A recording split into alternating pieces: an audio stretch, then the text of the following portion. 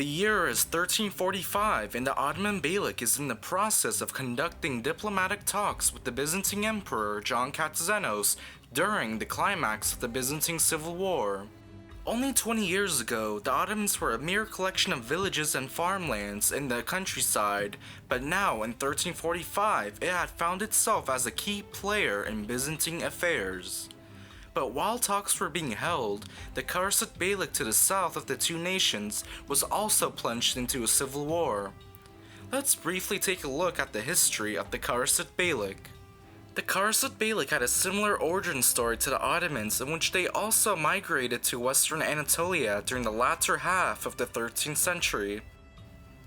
Under their leader Kalim Bey, the Karasids managed to carve up a portion of Byzantine lands in northwest Anatolia for themselves, in which they established their own capital at Balıkesir.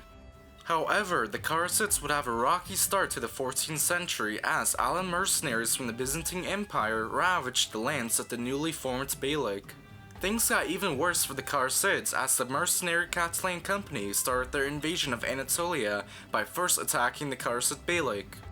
A 13,000-strong Karasid army was demolished during the Battle of Jizyas in 1303, which resulted in more Karasid land being ravaged by foreign invaders. In 1307, Kalim Bey passed away and his son Karasid Bey took over the ruined Beylik.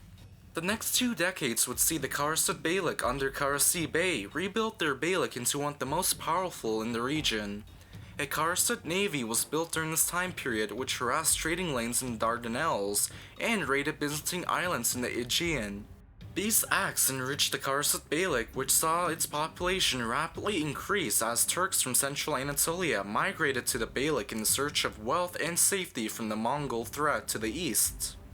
Karasid Bey had revived his Beylik from the brink of total collapse, and now it was one of the most revered Turkic Beyliks in the region.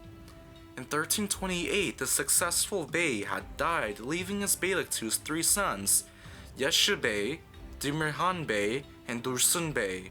The sons of Karasid Bey split the administration of the Beylik between themselves, which saw Yeşil Bey rule from the city of Bergama, while Demirhan Bey ruled from Balıkesir. The last son of Karasid Bey, Dursun Bey, was sent to the Ottoman court as a diplomat.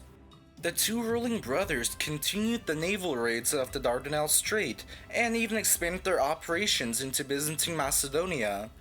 Lots of wealth and riches were captured during these naval raids, which only enriched the Karasid Beylik even more. However, these series of successes had caught the attention of Europe, and so in 1334, Pope John XXII launched a crusade against the Karasids in order to stop their incursions into the Aegean Sea. The crusade was an utter success, which saw more than 100 raiding vessels of the Karasid Beylik being sunk during the Battle of Adrenidium. Luckily for the Karasids, the crusading fleet would turn its attention to the Aydınat Beylik after the battle, which gave the Karasid Beylik time to rebuild their forces. For the next decade, the Karasids would focus on land raids into the Byzantine Empire rather than naval raids, which saw Turkish soldiers raiding deep into Byzantine Thrace. In 1341, the Byzantine realm erupted into civil war between the factions of John VI, Katizenos, and John V, Palaeologus. Yeşil Bey, seeing an opportunity at hand, decided to launch a major raid into Byzantine territory, but before raiding could be done, John Katizenos arrived in Gallipoli where the Karasid raiding party had landed, and proceeded to decimate the entire Karasid raiding party in 2 separate engagements. Having lost most of his men during these 2 battles, Yeşil Bey returned back to Anatolia in defeat and would sign a formal peace treaty with Katizenos in 1343. Yeşil Bey would die 2 years later as a broken man. After the death of Yeşil Bey, Demirhan Bey became the sole ruler of the Karasid Beylik, in which he ruled from the city of Balıkesir. However, the death of Yeşil Bey had created unrest throughout the Beylik, and even worse, Dursun Bey had challenged Demirhan's rule over the Karasid Beylik. Rebellions erupted around the Karasid Beylik, as the populace sided with Dursun Bey. Meanwhile, Demirhan Bey was recognized as a tyrant. Dursun Bey, who was at the Ottoman court in Bursa, appealed for Orhan Gazi to help him in the civil war, which caught the interest of the Ottoman ruler immediately. Orhan Gazi saw an opportunity to play as kingmaker in Karasid affairs, so he decided to help Dursun Bey's request for help. With a pretext to bring peace to a fellow Muslim nation, Orhan Gazi declared war on the Karasids in 1345. The following military campaign was a swift one for the Ottomans as they quickly captured the cities of Ulubat and the capital city of Balıkesir without any real resistance from the Karasids. Demirhan Bey had retreated down south to his stronghold castle at Bergama in order to consolidate his forces against Orhan. By the end of the year, Orhan Gazi and Dursun Bey, at the head of an Ottoman army, arrived at the gates of Bergama. With an Ottoman army at his gates, Demirhan Bey had nowhere to escape. This would be his final stand. However, before the siege had begun, Dursun Bey approached the castle under a flag of truce in order to talk with his brother to end the bloodshed of the civil war. Sources are unclear if Orhan Gazi sanctioned this act of peace, but it didn't matter as Demirhan Bey broke the truce which saw Dursun Bey being killed by an arrow in front of the castle's walls.